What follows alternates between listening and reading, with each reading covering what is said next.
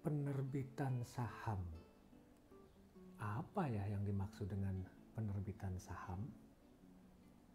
Bagi Anda yang masih pemula dalam mempelajari seluk-beluk dunia bisnis, penerbitan saham itu sebenarnya merupakan alternatif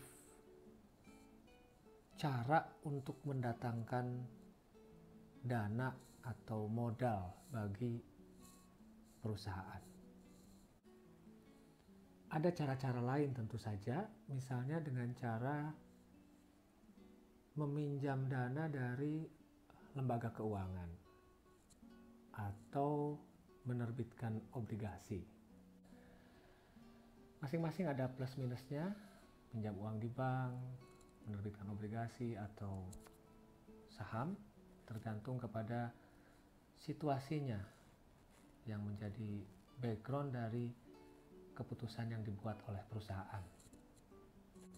Untuk bisa menerbitkan saham, tentu saja pengusaha harus mengubah bentuk usahanya menjadi perseroan terbatas, karena hanya PT yang bisa menerbitkan saham.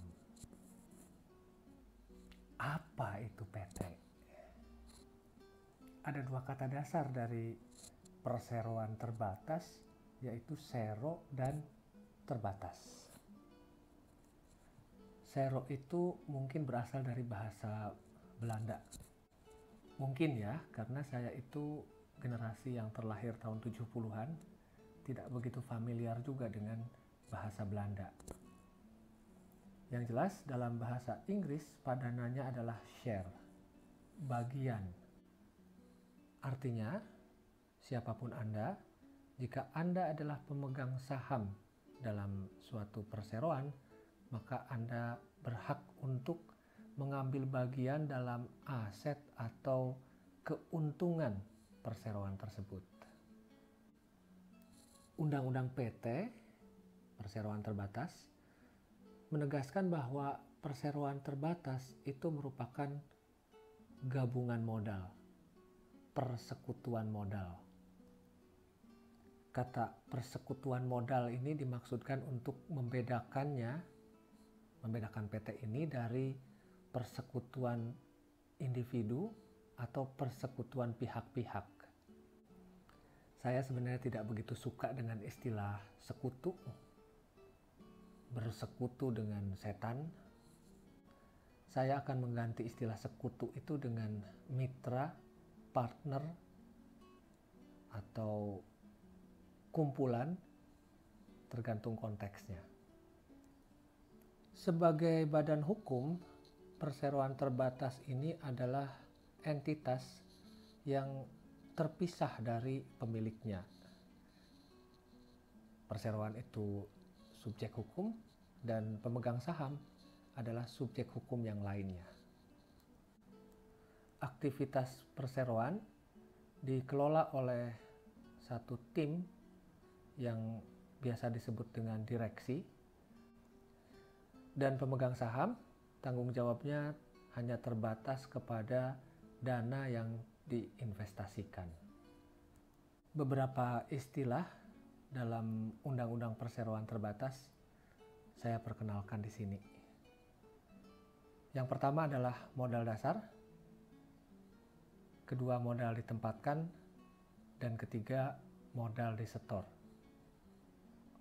Modal dasar ini adalah modal statuta istilahnya, modal yang tertera di dalam anggaran dasar atau akta pendirian, merupakan batas maksimum modal yang bisa ditempatkan atau saham yang bisa diterbitkan kepada pemegang saham. Modal ditempatkan ini adalah bagian dari modal dasar yang sudah terkait dengan pemegang saham tertentu. Dan modal disetor ini adalah bagian dari modal ditempatkan yang sudah disetor penuh oleh pemegang saham. Jika tidak ada saham preferen, maka perseroan hanya menerbitkan satu kelas saham, yaitu saham biasa. Saham preferen, kadang-kadang disebut juga saham istimewa, keistimewaannya terutama terkait dengan kepastian bagi pemegang saham preferen ini untuk menerima pembagian keuntungan serta mendapatkan prioritas terhadap aset perseroan dalam hal perseroan mengalami likuidasi. Akan tetapi yang benar-benar menjadi pemilik perseroan adalah pemegang saham biasa. Pemegang saham biasa berada dalam urutan terakhir ketika perseroan dilikuidasi dan aset-asetnya dibagikan kepada pihak-pihak yang terkait. Urutan pertama, aset-aset itu biasanya diserahkan kepada kreditor. Urutan kedua diserahkan kepada pemegang saham preferen. Dan kalau semua pihak itu sudah kebagian, asetnya masih tersisa,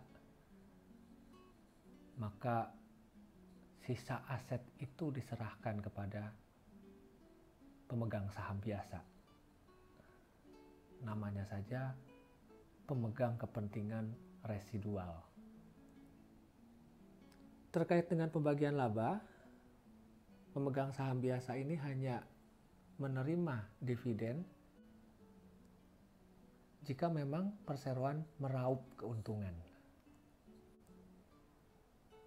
Berbeda dengan pemegang obligasi, perseroan mau untung, mau rugi, mereka tetap akan mendapatkan penghasilan bunga.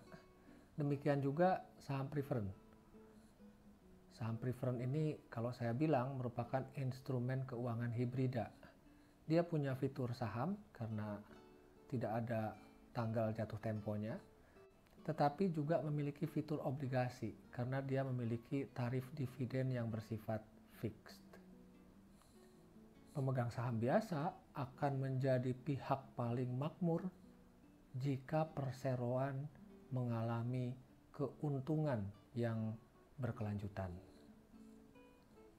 Itulah sebabnya saham itu merupakan instrumen keuangan yang cukup beresiko karena ketidakpastiannya tadi, tetapi juga memberikan ekspektasi imbal hasil yang jauh lebih besar daripada instrumen obligasi. Oke, karena fokus kita adalah pencatatan dan pelaporan transaksi saham, maka kita langsung saja membahas aspek-aspek yang terkait langsung dengan transaksi saham. Seperti halnya obligasi yang sudah kita bahas pada video instruksional sebelumnya, saham juga memiliki dua nilai, nilai nominal dan nilai pasar. Ketika pemegang saham menanamkan dananya di perseroan, jumlah yang harus dibayar itu tergantung kepada posisi tawar antara pihak perseroan dengan pihak pemegang saham. Jika perseroan sedang dalam kondisi yang profitable, harga pasar saham bisa jadi jauh di atas nilai nominalnya. Sebagai gambaran saja, nilai nominal saham itu secara sengaja memang biasa di-set kecil saja. Nilai nominal saham itu Rp500, Rp1.000. Kalau di Amerika, $1 Amerika. Tetapi nilai pasarnya bisa puluhan kali lipat. Dan saham itu sangat jarang dijual dengan harga diskon. Dan sekarang kita akan mencoba untuk mempelajari bagaimana cara memperlakukan transaksi saham ini dengan beberapa skenario. Saham biasa bisa dicetak dengan nilai nominal atau juga tanpa nilai nominal. Jadi ada saham yang sertifikatnya itu tidak ada nilai rupiahnya.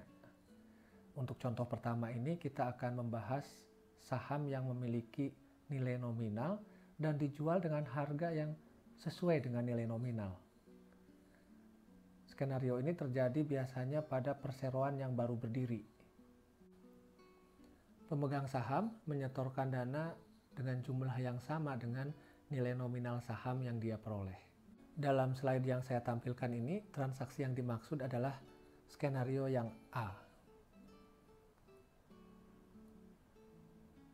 Anda lihat, perlakuan akuntansi untuk penerbitan saham yang dijual dengan harga yang sama dengan nilai nominalnya itu sama persis dengan pencatatan transaksi obligasi yang dijual dengan nilai nominal.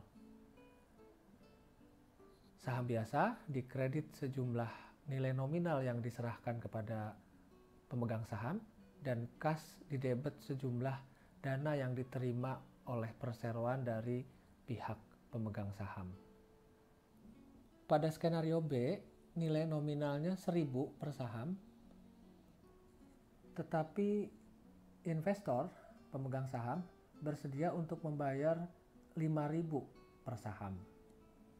Jurnalnya adalah seperti berikut. Kas bertambah di debit sejumlah 50 juta. Ini adalah hasil perkalian 10.000 dikali 5.000. Akun saham biasa, kategorinya ekuitas, dikredit sejumlah 10 juta. Total nilai nominal saham yang diserahkan kepada investor. Tambahan modal disetor adalah selisih antara 50 juta dengan 10 juta. Ini merepresentasikan jumlah yang dibayar oleh investor melebihi nilai nominal saham yang diterimanya. Laporan posisi keuangan perseroan setelah transaksi ini diposting ke buku besar akan tampak seperti berikut. Kelompok ekuitas pemegang saham akan terdiri dari pos atau item saham biasa. Jumlah rupiahnya adalah total nilai nominal saham yang beredar atau total nilai nominal saham yang dipegang oleh pemegang saham. Tambahan modal disetor, ini adalah total selisih antara jumlah aset atau jumlah manfaat ekonomi yang diterima oleh perseroan dengan nilai nominal saham yang diserahkan kepada pemegang saham. Angka laba ditahan atau standar akuntansi kadang menyebutnya saldo laba sejumlah 270 juta. Ini adalah angka yang tidak ada dalam soal pada slide sebelumnya. Hanya sekedar ingin menunjukkan kepada Anda bahwa ketika perseroan membuat jurnal penutupan pada akhir periode, laba rugi itu bukan ditutup ke modal saham, melainkan ke laba ditahan. Laba rugi di debit, karena laba rugi itu kalau laba saldo normalnya kredit. Kemudian yang dikredit adalah laba ditahan atau saldo laba. Dengan kata lain, komponen ekuitas yang bernama laba ditahan ini sebenarnya adalah komponen ekuitas yang berasal dari internal perusahaan. Earnings atau keuntungan yang tidak dibagikan kepada pemegang saham. Skenario berikutnya. Dalam skenario ini, perseroan menerbitkan saham yang tanpa nilai nominal. Arti tanpa nilai nominal itu dalam sertifikat sahamnya tidak ada angka rupiah. Ada dua kemungkinan. Yang pertama, pihak direksi atau manajemen puncak menetapkan nilai nyataan, stated value. Skenario yang kedua adalah saham itu tanpa nilai nominal dan tanpa nilai nyataan. Skenario yang pertama, jika saham tanpa nilai nominal itu memiliki nilai nyataan atau stated value, maka nilai nyataan itu diperlakukan sama persis seperti nilai nominal. Saham biasa dikredit sejumlah nilai nyataan atau stated value. Selisih antara jumlah kas yang diperoleh dengan nilai nyataan itu dikreditkan ke akun tambahan modal di setor. Skenario kedua, jika pihak direksi atau manajemen puncak tidak menetapkan nilai nyataan, maka saham biasa akan dikredit sejumlah kas yang diterima. Meskipun dalam kebanyakan kasus yang diinvestasikan oleh pemegang saham itu berupa cash atau setara cash, situasi bisa saja mengharuskan terjadinya transaksi penerbitan saham di mana penukarannya itu bukan kas, melainkan aset selain kas atau jasa yang diserahkan oleh pemegang saham. Dalam situasi semacam ini agak sulit menentukan jumlah rupiahnya. Karena barang dan jasa itu bersifat non-moneter, sehingga berapa jumlah rupiah yang akan dilekatkan pada transaksi pertukaran barang atau jasa dengan saham, ini perlu clue atau guidance yang spesifik. Guidance yang dimaksud adalah pilih mana yang angkanya bisa ditentukan secara lebih objektif antara jumlah rupiah aset yang diterima oleh perseroan atau jumlah rupiah saham yang diserahkan. Jika perseroan adalah perusahaan go public, perseroan terbuka, maka harga pasar sahamnya itu tersedia di bursa efek. Situasi ini memungkinkan aset yang masuk atau jasa yang masuk itu dihargai dengan nilai pasar saham yang diserahkan kepada pemegang saham. Sebaliknya, perseroan yang tertutup atau perseroan yang baru berdiri, tidak ada harga pasar yang tersedia, maka barang atau jasa yang diterima oleh pemegang saham itulah yang menjadi patokan untuk menentukan jumlah rupiah transaksi. Untuk memperjelas, berikut adalah contohnya. Sebuah biro hukum membantu pendirian perseroan. Dia setelah jasanya selesai, menerbitkan invoice senilai 50 juta. Karena pihak perseroan ingin mengikat si konsultan, maka dia tidak membayar cash, melainkan membayarnya dengan saham, yang berarti si konsultan itu tidak lagi diperlakukan sebagai konsultan luar, melainkan menjadi pemegang saham atau pemilik dari perseroan. Sahamnya memiliki nilai nominal 1.000 dan tidak ada harga pasar karena ini perseroan yang baru berdiri. Dalam situasi semacam ini, maka nilai faktur yang dikeluarkan oleh si konsultan tadi, si biro hukum tadi, bisa digunakan sebagai dasar untuk menentukan jumlah rupiah transaksi, yaitu 50 juta. Jurnalnya, di sebelah debit bukan kas tetapi beban pendirian PT. Beban pendirian PT di zaman dulu kadang-kadang disebut biaya organisasi atau beban organisasi, sejumlah faktur yang diterbitkan oleh konsultan hukum tadi 50 juta, kemudian saham biasa dikredit sejumlah nilai nominal yang dilepaskan 40.000 kali 1.000. Tambahan modal disetor dikredit sejumlah selisihnya. Skenario selanjutnya adalah saham ditukar dengan aset non-moneter. Dalam contoh ini adalah tanah. Berbeda dengan perseroan sebelumnya, kali ini contoh kita adalah perseroan terbuka, go public, yang harga pasar sahamnya tersedia di Bursa Efek, yaitu 8.000 per saham. Padahal nilai nominalnya adalah 5.000. Karena harga pasar yang terjadi di Bursa Efek ini sifatnya objektif, maka angka inilah yang kita jadikan sebagai dasar untuk menilai tanah yang diperoleh atau tanah yang dibeli oleh perseroan dengan cara menerbitkan saham biasa. Jurnalnya,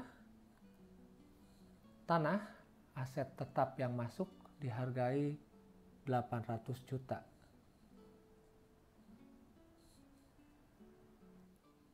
Harga pasar saham 8.000 dikalikan dengan 100.000 lembar saham. Saham biasa dikredit sejumlah nominal yang dilepas, yaitu 5.000 dikali dengan 100.000 saham. Tambahan modal disetor itu adalah selisihnya, yaitu 800 juta dikurangi dengan 500 juta. Harga penawaran yang 900 juta sama sekali tidak diperhitungkan dalam transaksi pertukaran ini. Perseroan yang baru berdiri kadang menerbitkan saham yang penyetorannya oleh pemegang saham itu dilakukan secara cicilan. Dalam situasi semacam ini, perseroan hanya boleh mengkredit saham biasa setelah semua dana yang dikomitmenkan oleh pihak pemegang saham sudah dibayar penuh. Sebelum itu, maka perseroan harus mendebet piutang pesanan saham dan mengkredit saham dipesan. Jadi ketika terjadi komitmen antara perseroan dengan pemegang saham, maka perseroan mendebet piutang pesanan saham dan mengkredit saham dipesan. Pada saat kas diperoleh sepenuhnya, kas didebet, piutang pesanan saham dikredit. Kemudian saham dipesan didebet dan saham biasa dikredit. Dari beberapa contoh jurnal yang telah diberikan pada video instruksional kali ini, secara penampilan, pencatatan transaksi penerbitan saham itu agak mirip sebenarnya dengan obligasi. Yang membedakan adalah transaksi saham itu jarang terjadi dengan harga diskon. Dan kompleksitasnya berbeda pada fase-fase selanjutnya dari transaksi saham.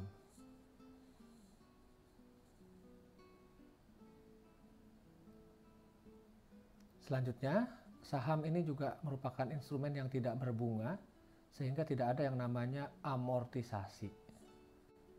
Kelanjutan dari transaksi penerbitan saham ini adalah pembagian dividen atau pembelian kembali saham menjadi saham treasury.